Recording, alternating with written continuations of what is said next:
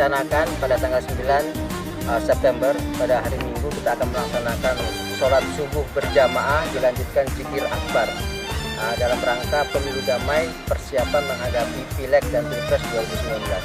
Ini juga kita melibatkan para parpol, kemudian para masyarakat, tokoh-tokoh agama, caleg, kemudian juga tokoh pemuda untuk kita sama-sama dengan ukhuwah Islamiyah kita jadikan pesta demokrasi ini betul-betul menjadi sarana untuk menyampaikan aspirasi yang damai. Jadi tidak ada perselisihan.